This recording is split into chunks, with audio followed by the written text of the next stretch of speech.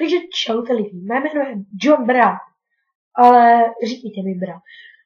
Tohle je takový první díl ze série Můj názor na kluky z TV Twix.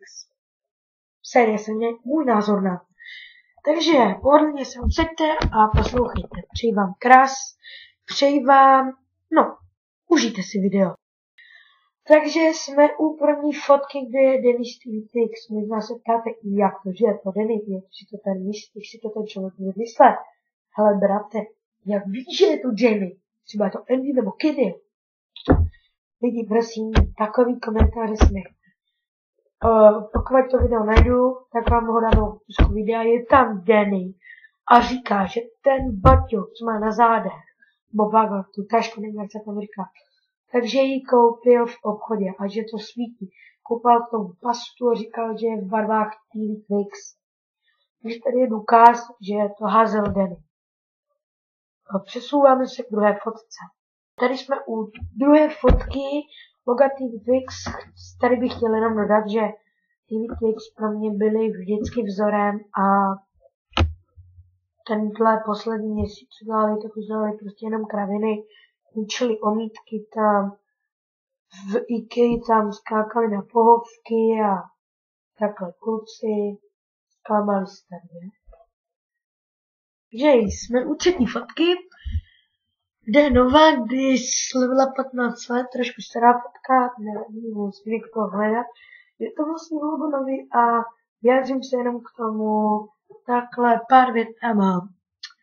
Novo, jsou to puberťáci. Vy mě řekněte mi, kdo v pubertě nedělá blbosti.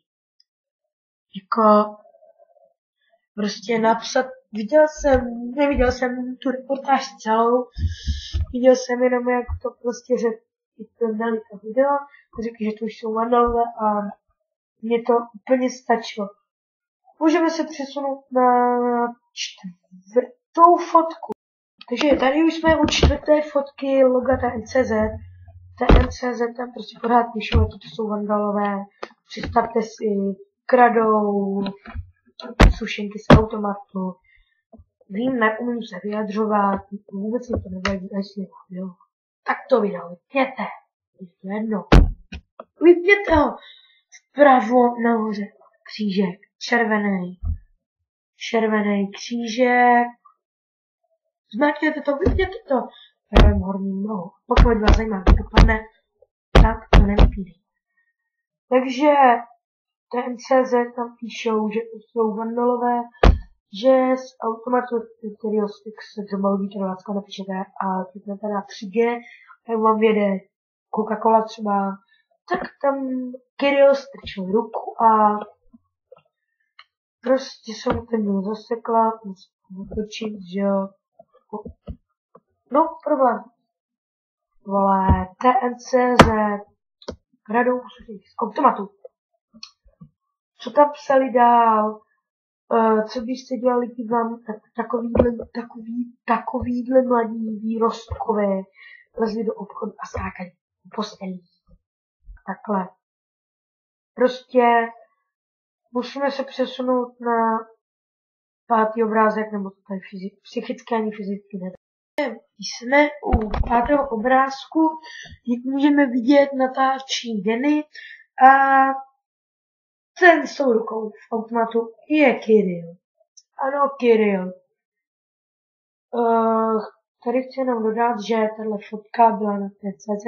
Napsali tam, že to jsou ti výrostkové, že kradou sušenky z automatu. K tomuhle nechci nic víc dodat. Tady jsme u šesté fotky, kde je Kirill.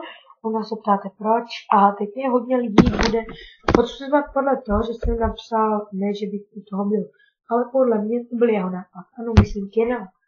Že Kirill má většinou takhle blbé nápady a on většinou dělá takhle. Neodsuzujte mě. Prosím vás, napište komentáře typu nebyl tam, nic nevíš, o to video smáš, když se nelíbí.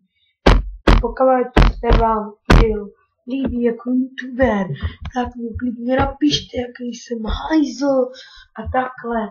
Klidně, jak mi YouTube tohle video smaže, mě je to jedno, já ho bez tak znovu natočím a u toho, když to bouchlo, nebyl jsem tam. ale podle mě to byl Kirillův nápad. Přesuneme se k 6. a 7. fotce, to bude takové rychlejší, protože to už jsou jenom takové ty vtipnější obrázky. Takže tohle je fotka, teda obrázek, který se mi hodně líbí. Je tam holčička a hledám kluka z autobusu. Uprostřed bouchá autobusa. Pravdeny, nenajdeš. Fotka nemá chybu, ale co udělali? Prostě mě osobně to štve. Tady jsme u 8. fotky, kde je Danny a píše, ale to byl Andy. To byl Andy. Fotka mě taky pobavila, ale to stejné, kluci, zamyslete se nad sebou. Takže teď jsme na předposlední 9. fotce loga YouTube. Tady dodám jenom krátce. Nová alternace zeptala z českých youtuberů Dubce. To je vše. Takže tady jsme už u konce videa. Pokud se vám tohle video líbilo, zanechte like nebo odběr. Budu rád za ten odběr. Podpořte mě prosím i hezkým komentářem. Za všechno budu rád. Loučím se s vámi a nazdárek. A užijte si košpu.